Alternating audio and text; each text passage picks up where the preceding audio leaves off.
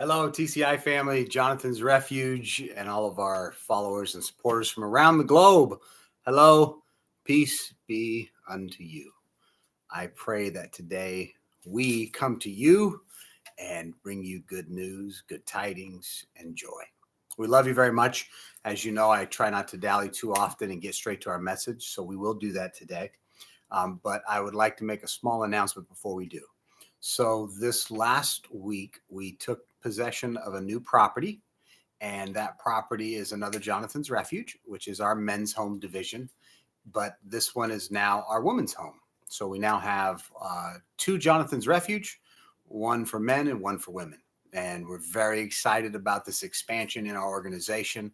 We have women that are desperate and need a place to live, and we are trying to meet that need. So if anybody watching the broadcast says, Bishop, I love you, I love what you're doing, I need to get with you to help figure out how I can be more involved, we really need your help. The house is not furnished, so we need to help furnish the house. So if people have, and I'm not asking for your hand-me-downs, I don't want secondhand, junk. I tell everybody when it comes to my guys at the Refuge, the men's home, I don't just buy them junk. When I take them shopping, and if I want to buy them a hat, I don't take them to buy a hat that's going to cost me $20 at Walmart or whatever, $10 at Walmart. I take them to the same hat shop that I shop at, and I buy them the same hat. It might cost me a few $100s, but I think that I would want that if I was them. So I treat people the way I would want to be treated. So when I give something to somebody, I make sure it's a quality product. So if you have a quality dining room table or something like that, or some furniture that we might need, and I don't have all the details yet for you, but just keep your ears open to our network and reach out to us to find out how you can help. Okay, let's talk about peace. Today's message is peace. We've been going through a series. We started with love. Second week, we started with kindness. Third week, we started with joy. And joy was the secret. A lot of us didn't realize how much joy is a secret to success. Billionaires and millionaires don't want you to learn that one. So if you missed it, you need to go back and really watch it and pay attention to it, because I gave you the secrets that billionaires charge millions of dollars for on how they made their fortunes. Was in that little message last week on joy. But this week, we're talking about peace. Peace. You hear people all the time, peace be unto you. It's a peaceful season. Let us find peace. All kinds of things that you hear the word peace for. But when you look at the word peace, I think of a few people in my mind that come to, the top of my mind when I think of peace, or I should say peaceful men or peaceful women. But I think of, as an example, 2,500 years ago, there was this man named Buddha, and he was known as a very peaceful man. And then 2,000 years ago, 500 years after Buddha, became another man. His name was the Christ. And he of course, is the founding person of the Christian faith. And Buddha, of course, is what they refer to as the founder of Buddhism, which is a philosophy. And you can go and flash throughout time since then, and there's been many people of peace, but these are people that come to my head first. So that was 2,000 years ago was the Christ, 2,500 years ago was the Buddha. But of recent times, now I was born in the 20th century. For those that don't remember, that's the 1900s. So the 20th century, I was born then, 3/4 of a way into it. And I remember growing up hearing about a man named Mahatma Gandhi. And Gandhi was this man. I remembered his first vivid image was this skinny man. He must have weighed like 90 pounds. He was just like skin and bones. And he wasn't an elected official, but this one man had so much sway on an entire world that whatever he said, the world followed his every word and movement. And he overthrew an entire government, the English government, who overtook and controlled India at the time. And it was one of their commonwealths, one of their territories. And the people were done with the British, and they were done with the taxing and all the issues, and they wanted their own country. And this man and people other than him were involved, but he is the one that comes to my mind as a peaceful agent, an agent of peace. So when I think of Mahatma Gandhi, he's known as one of the greatest apostles of peace on earth. And then going back before that, again, there was the Christ, and then before that was the Buddha. So there's a lot of different examples of people that are peaceful people. Now, I think of myself and I think, geez, I haven't lived a peaceful life, so it's definitely not me. Like when I die, you won't see on my gravestone, right? Jonathan was a peaceful man. They'd be like, no, that bishop was the guy that knocked you out. You know what I mean? And there's a lot of truth to both sides of that coin. But the truth is, the latter part of my life, I've actually lived a very peaceful life. And so it's important to understand what that word means, peace. And so I want to actually throw a few quotes out, and each one is designed a little differently. And I want to discuss peace and what it means. But peace is important. If you don't have peace of mind, you're in deep trouble, because peace of mind is what allows you to keep a low blood pressure and a healthy immune system. It allows you to stay healthy, not sick, not high blood pressures, and leading to all the other catastrophes in life. You need peace in your life. Now, listen to this. You're listening to a bishop who's walked in a very unpeaceful world and was an unpeaceful person who found a way to become peaceful and living through peace. So you can do it. No matter what your situation is, don't tell me you can't find it. You don't understand, Bishop. I'm in prison. I found peace in prison. But you don't understand. I lost a loved one. I did too, and I found peace in that. You can find peace. Take your story, and right above me, you see a little sign that says, suck it up, Buttercup. So whatever story you want to pitch, I'm going to tell you, suck it up, Buttercup. You can find peace in any situation. Now, Gandhi made a statement, and I'm going to read it to you. He says, we may never be strong enough in thought, word, and deed, but we must keep nonviolence as our goal and make strong progress towards it. Now, I'll be honest with you. Sometimes it's easier to knock them down. I mean, really, truthfully, sometimes when you're trying to get stuff done and people don't want to listen and the world's not on your wavelength, it's sometimes easier just to grab your fist, clock it up, and pow, knock them out, right? But that's not always true. And so sometimes the strong, aggressive situation that you might be prone to is actually going to dig a deeper trench. And that's where peace comes in. And so we must look as our goal at being a peaceful people, a tribe, a state, a country, an earth. See, I'm not a straight man. I am a human. I don't believe in all the different movements we have out there. I'm not a supporter of people that are always like, my brother's gay. And people used to tell me, are you a supporter of gay rights? And I said, no. And people were blown away. They're like, wait a second. I thought you were one of the leading leaders in this movement. I am, but follow me. I'm not a supporter of gay rights. I'm a supporter of human rights. And it is my brother's human right to be gay. He is no more born straight than I was born straight. He's born gay. That's who he is. That's what he is. That's what he chooses to be. That's that. End of story.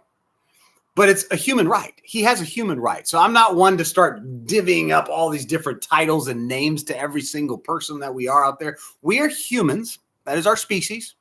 And we all have a right to be human. And so sometimes, unfortunately, in the human race, we can be a very violent race. We really are. If you look at the animal kingdom, like a bear could slash you and me one-on-one, you're done. You're not going to conquer the bear. As tough as I sound, give me my knife and I'll go out there and gut that bear. And I would be that guy. I'd be the guy that would go out in front of my party of people on a mountain expedition, and I'd try to kill the bear with my bare hands and a knife.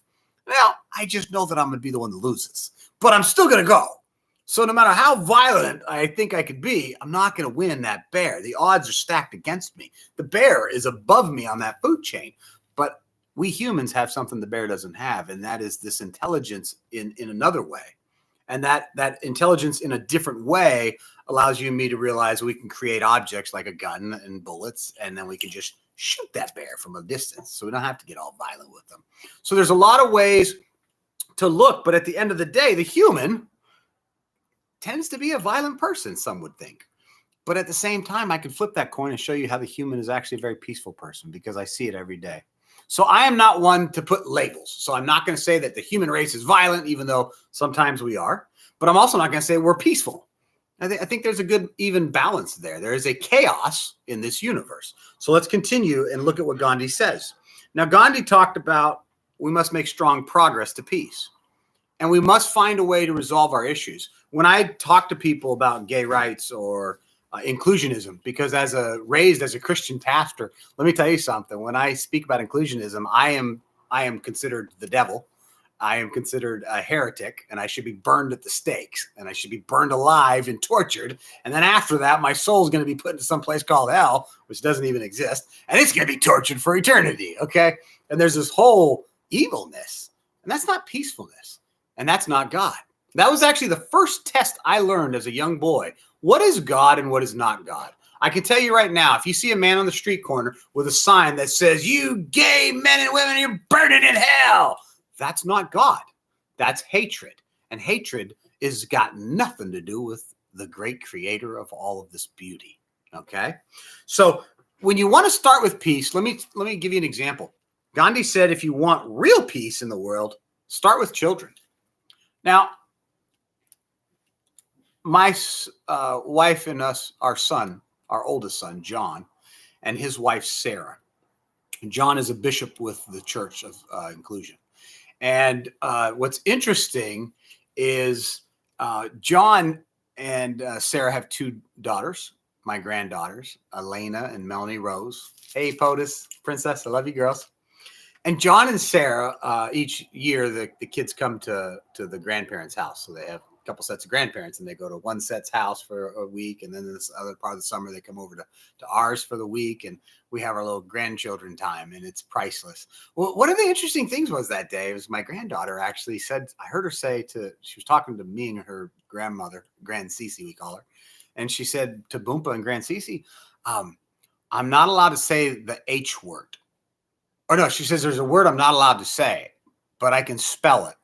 And at first I was like, you don't need to spell it. Because she's my little baby. I don't want her to spell some bad word. And she's like, okay, it's H-A-T-E. That's the one word I'm not allowed to say. And I was like, oh, my precious child, if the rest of the world would follow what your mother and father are doing, and they were to do like you sweet girls, this world would be perfect. And you say, but that's impossible. No, I'm a believer that anything is possible, folks. I was a stone cold killer, a violent man. You did not want to meet me. Now I'm a big ball of love, and I love people and just want to love on everybody. And so it is possible. But my granddaughters are being trained and raised in peace. And what Gandhi said is if you want real peace, then you start with children. So that's what our son and his wife, Sarah, are doing. They're starting with their kids, and they're starting peace. You don't have to agree with everybody. I have an executive assistant. I don't agree with everything he says. He doesn't agree with everything I say. Might have to do it.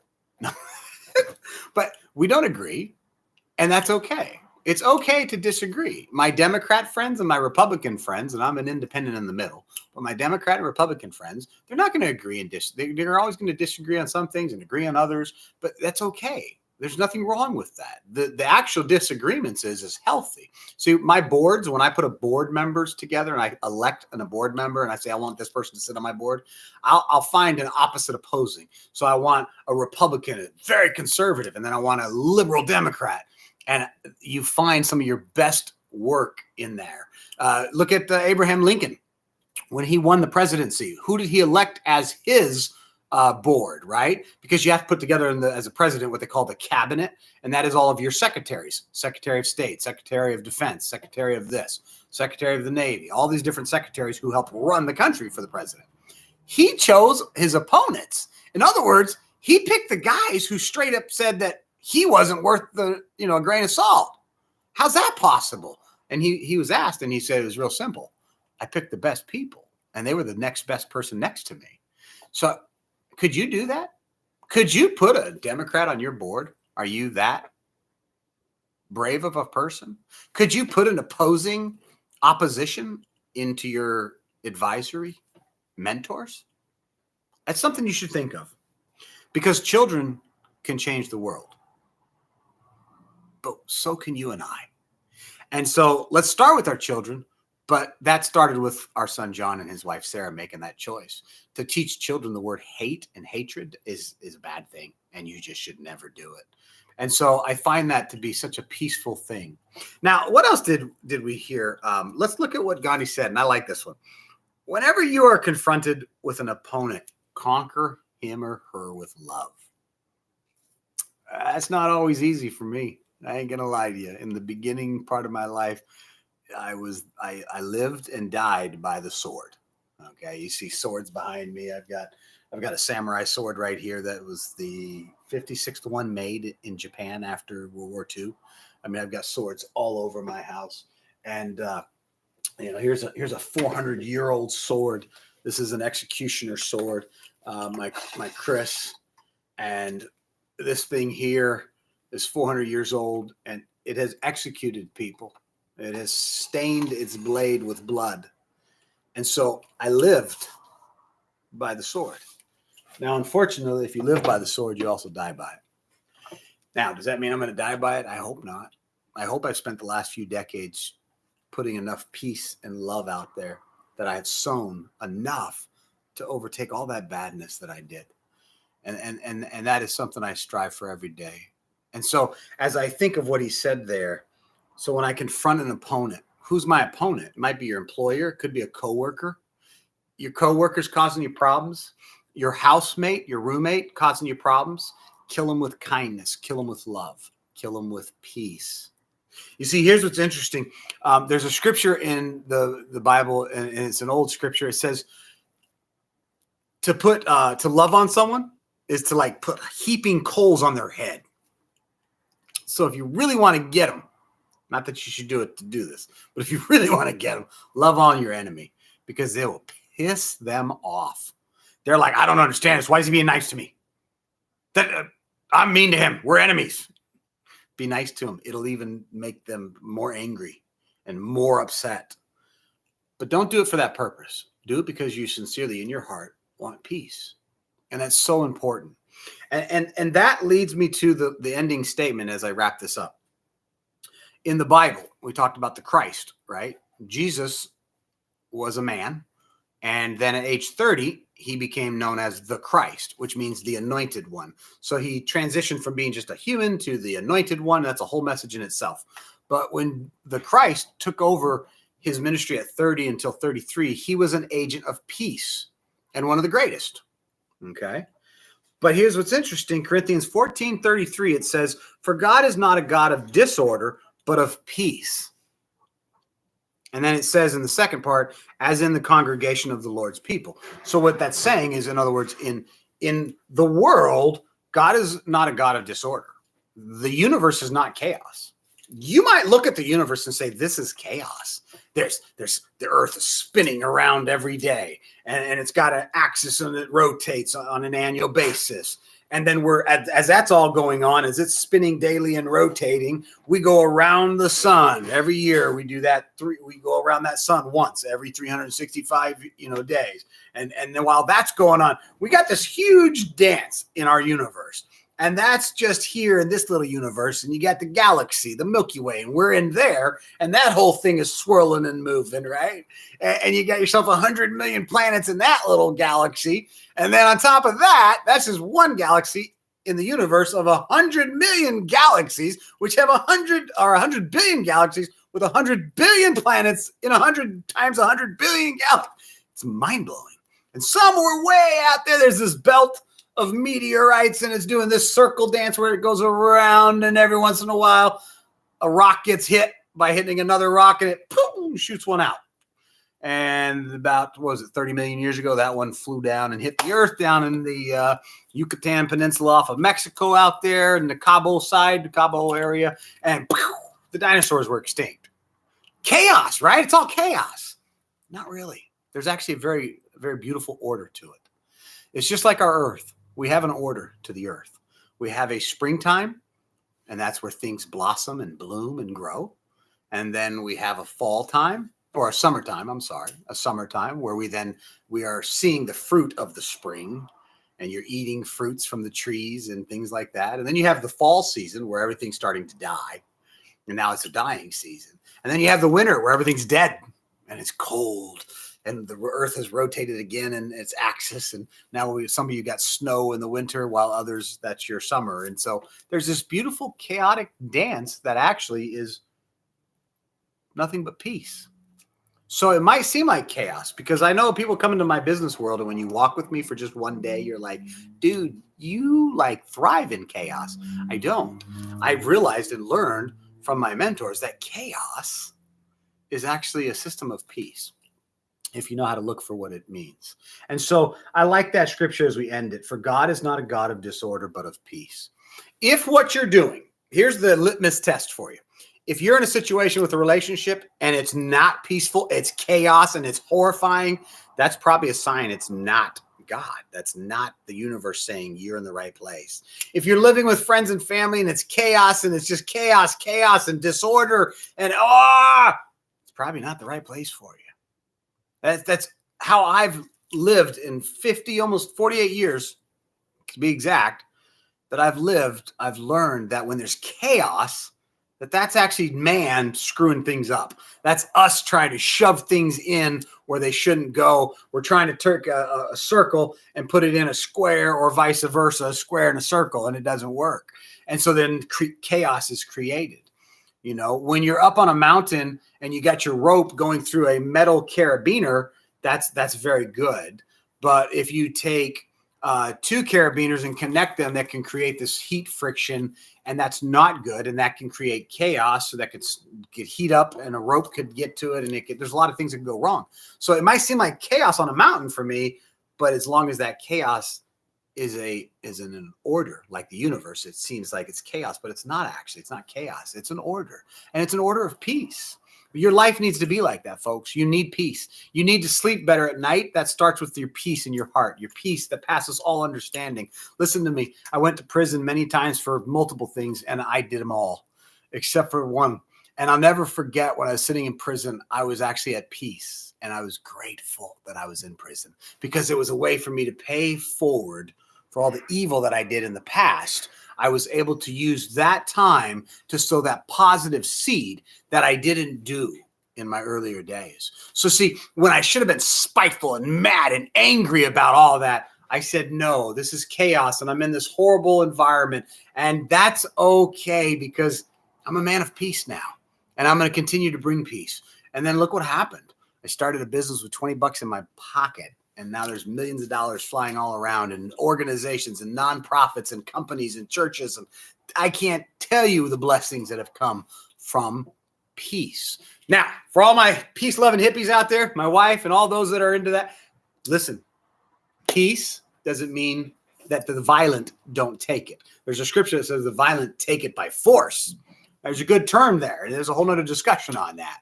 So we'll get into that in a couple weeks. But what peace means is you can be aggressive and still be a peaceful man. Gandhi was aggressive. He didn't let up. Let's go, let's go, let's go, let's push, let's push, let's push. But he did it peacefully. So you can push peacefully and take that chaos and show the world that we can harmonize together. Blacks, whites, fat, skinny, gay, straight, Jew, Gentile, Muslim, Hindu. Doesn't matter. We are all one human race. Listen, I love you guys. Sorry I went over a couple minutes this week. I try not to, but I do usually every week on accident. That's why our messages are shorter. We don't do no 60-minute messages here. I love you guys. As you go out this week, if you haven't seen the previous messages on love, kindness, and joy, you need to. If you're a person that says, I'm a man and woman that wants to be successful in life in the business world, you didn't see the joy message, then you actually have missed one of the key secrets to the billionaires who have taught me how to become a very wealthy person. And joy is one of the key secrets to that. And this peace is critical because if you can't find peace in the chaos, then you need to find somewhere else to live and something else to do for your life. Because the world seems like chaos, but it's not. Again, it seems like it, but it's a dance. It's this beautiful dance. And you've got to find this place in that dance. And that's where you got to work at. Where's my place in the dance of life? Where's my place? And we're only here for a short period of time, 78 years on average. And so that's less than 8 decades on this earth. According to the world, I got 3 decades left and I'm done. Now, with that said, I am going to do everything in my power to change the world, but I will never lose my peace. The peace that is inside of me is the peace that helped me lose weight, the peace that helps me make money, the peace that allows me to live a good life, the peace that allows me to not look out the window and think, I wonder if there's a guy out there trying to kill me because of what I did 30 years ago. I don't have to worry about any of that. I have a peace that passeth all understanding. And if you want that peace, I want you to talk to God tonight. I want you to quietly close your eyes, open your eyes. I talk to God with them open. I look up at him. I even yell at God sometimes. God is a man and a woman. God is all. It is a consciousness that is connected to everything. The trees is God. The chair that you're sitting in is connected to God. The breathing of your body and your lungs is God. Everything that we do and are is God. Speak to God and ask for that peace that passes all understanding. I love you guys. Peace be with you this week. Let us focus on peace. See how this week you can be an agent of peace, and let me know what you did. I don't care what it is. Tell me one thing. What did you do this week to become an agent of peace? I love you guys. God bless. Let's make sure we go out there and live positive, coexisting through peace.